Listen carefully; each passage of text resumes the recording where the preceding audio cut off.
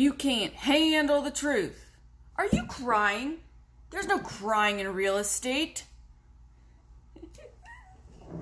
Good morning, everybody. Welcome to Follow Up Friday with Frenchie. Well, I might have to keep my shades on. It keeps the mood going. So, today, before I get to all the stuff of the week and all of the business, we are breaking it down to why there is no emotion in business, no feelings. This is hardcore, this is very serious, and you all need to take it very serious. I want to touch on something Forbes magazine did a few years ago, why there are no feelings and why feelings are forbidden in business. So that's what we're talking about. Do you like my ambiance? I know you like the lighting, the glasses, the suit. Yes. So let's talk about it. Why are there no feelings in business? Well, with real estate, you're going to have to argue with me, I'm guessing, that it's a big purchase, it's emotional, it's a home. This is true. There are things to consider when buying a home, and it gets emotional, it gets exciting, but I tell all of my clients, we're going to have to change this lighting. I look like what's that guy's name? Scarface? Like half face? It's half face. I have the spotlight going for the ambiance. I know, it's intense. Let's put our theme song back on. Ready? Just if you're tuning in. Mission Impossible. Totally cool, right? Okay, no feelings or emotion in business.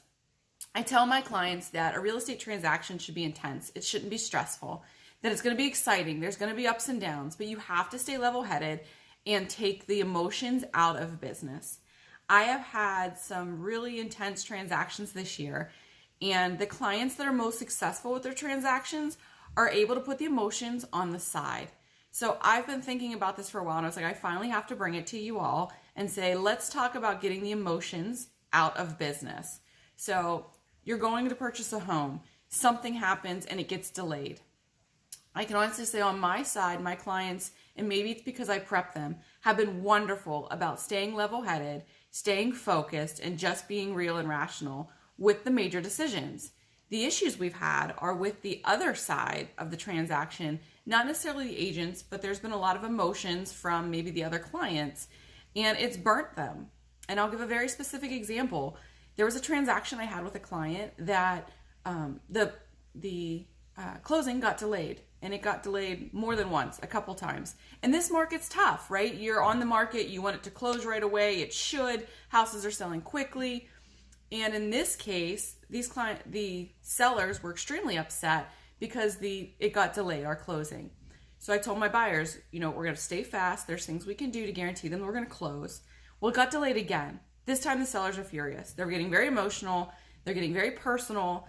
And I told my clients, we will do what we need to do to stay focused and to stay under contract.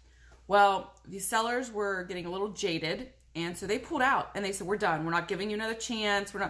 So fast forward 2 weeks, they only needed to wait. And I understand they felt a little bit of the crying wolf, well, we're going to close. I guaranteed this with the other agent. I said, we will close. It's just some things get delayed in closings. It just happens. The sellers got extremely emotional, put the house back on the market. My clients found another home because they were already in the process, have a 2-week closing, and we're closing next Friday. And the seller, unfortunately, still has their house on the market. I know it's frustrating, and I know that it's really annoying or upsetting when you are trying to sell, you move your life around as a seller, and then here you go, and you're out of the house, and your closing's delayed. So then what do? You get mad at the buyer, you put your house back on the market. Even if they would have got another buyer within the week that they wouldn't honor ours, you're still looking 2 to 3 weeks if it's a cash deal, or 45, 60 days if it's not. And now my clients are closing on another home in 2 weeks. And yeah, they were a little upset, my buyers, because they loved that house. But you got to take the emotion out. You have to do the business. So now the sellers, unfortunately, are losing out, and they're still active on the market, and my clients are moving on another home.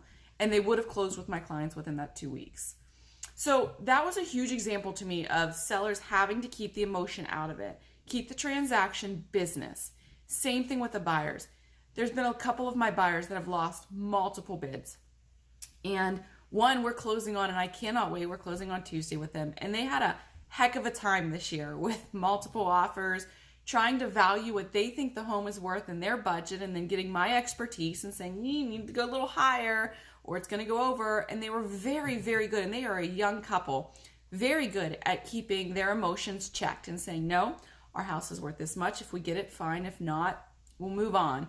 Now, as an agent, that's tough, right? Because I'm saying, this is what it's worth. You're going to lose it. Don't do that.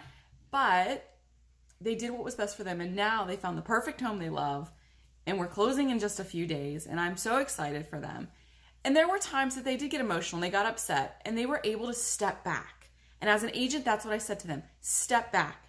Take a minute. Reevaluate. We'll look at homes the following week when they'd lose a bid. And I understand that. You have to keep going, though. The best entrepreneurs, the most successful, are able to take the losses with the wins. So I had two of my favorite quotes. A Few Good Men, You Can't Handle the Truth. All-time favorite movie by far. And I think I do a really good job with my clients of setting them up to what to expect so they can handle the truth when things come their way. And then, are you crying? There's no crying in real estate. It's actually baseball, right? Name that movie. I'm not going to tell you. Shoot me a note because you know it. I know you do. There's no crying in baseball. And it's the same thing with real estate. You have to keep emotions in check. When you're negotiating the price, it's not personal. It's what you think the home is worth and what the sellers think the home is worth. And I do that very, very strictly with my sellers. I say, okay, here is the market. This is what your home is worth. This is what it needs to be priced at. If I get pushback, I'm saying, okay, I'll give you a week or two on the market. It will speak for itself. If we're not getting showings, if we're not selling, then it's time to go my way and pull the emotions back in and go with really speaking the facts, which is the market value of your home. And it's the same thing with the buyers. We get to inspections and they're like, well, we gave up this and they have to. It's not emotional. It's tit for tat. It's what are you willing to do and how much are you willing to lose? Is a leaky faucet worth losing the whole house or the deal?